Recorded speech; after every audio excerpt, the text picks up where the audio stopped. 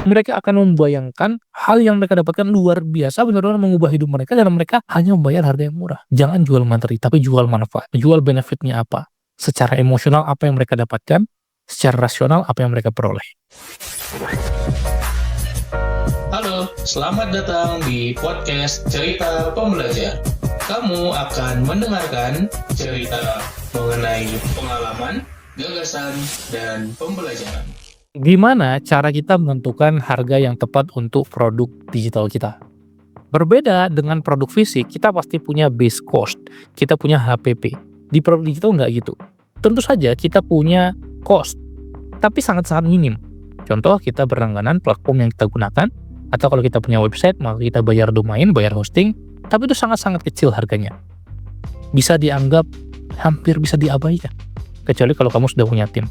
Maka, sebetulnya produk digital itu bisa ditentukan harganya sebebas itu. Cara untuk mau benar-benar menentukan angka tepatnya itu ada 3. Yang pertama, kita bisa riset kompetitor. Coba kita cari, e-book tuh di niche kita seringnya dijual di harga berapa. Bukan hanya e-booknya, tapi juga topik tersebut. Misalnya dalam aspek keuangan, topik manajemen keuangan, topik proteksi dan asuransi, topik kaya dari saham, topik investasi kripto, itu semua bisa beda-beda harganya. Maka kita harus pelajari untuk produk dengan format ini, e-book, e-course, masing-masing biasanya dihargain berapa, webinar dihargain berapa rata-rata di niche kita, dan juga dengan topik yang kita bawakan. Karena kita harus paham bahwa produk kita sengaruh apa, sebermanfaat apa, semengubah hidup apa buat orang yang membacanya atau menontonnya. Itu yang pertama ya, ada 3 ya.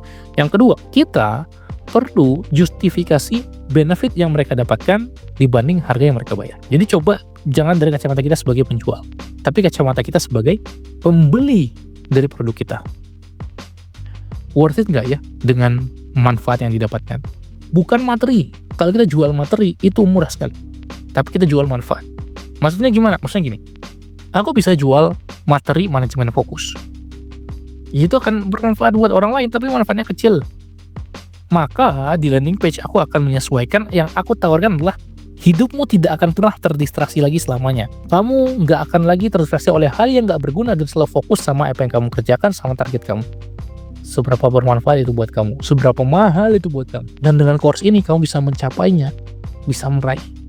Cuma dengan 300 ribuan aja. Jadi mereka akan membayangkan hal yang mereka dapatkan luar biasa, benar-benar mengubah hidup mereka, dan mereka hanya membayar harga yang murah.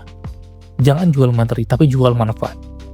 Jual benefitnya apa, secara emosional apa yang mereka dapatkan, secara rasional apa yang mereka peroleh. Dan akhirnya kita bisa justifikasi, oke, harga yang pantas segitu. Itu yang kedua. Yang ketiga, gimana cara kita menentukan harga? Coba usahakan aturan 10x. Kita jangan cuma jual produk, tapi kita jual offer. Apa artinya? Ketika aku menjual course, maka isinya bukan hanya e-course-nya, video-videonya saja, bukan. Tapi ada e-course-nya, ada workbook-nya, ada komunitasnya, ada mentoring-nya, ada template-nya, dan ada banyak lagi yang lain. Masing-masing itu ada nilainya, ada harganya. Mungkin kamu sering lihat di landing page, senilai sekian ratus ribu, senilai sekian juta, senilai sekian. Dan total value-nya, kalau bisa didiskon 90%. Artinya 10x kan. Kalau kita mau jual produk kita harga 300 ribu, ini totalnya harus di 3 juta. Sehingga menjadi worth it banget. Tapi tolong jangan bikin harganya ngasal. Oke, video ini seharga 4.500.000. Dari mana dapatnya? Yang nggak ada, ngasal aja, nggak gitu cara mainnya. Pastikan harga yang kita tetapkan itu masuk akal. Kenapa harganya segitu? Kenapa benar-benar manfaatnya segitu? Bener nggak mentoringmu harganya segitu? Bener nggak templatemu kalau jual sendiri harganya segitu? Nah, itu harus masuk akal. Kalau tidak masuk akal, pastikan ini 10x, 10 kali dari harga yang kita harapkan. Itu harusnya udah masuk nih ya. Jadi kuncinya adalah jangan jual produk tapi jual offer. Oke, 1, riset ke kompetitor kita, ke orang-orang yang ada di industri kita. 2, justifikasi dengan manfaat yang didapatkan. 3, benar-benar buat offer yang 10 kali dari harga yang kita inginkan. Atau kalau udah tahu offernya seperti apa, berarti harga yang tepat adalah 10% dari harga total offer tersebut. Semoga bermanfaat dan kamu bisa terapkan, kamu bisa praktekin, sehingga kamu tahu harga yang tepat untuk produkmu berapa. Sampai jumpa di episode berikut.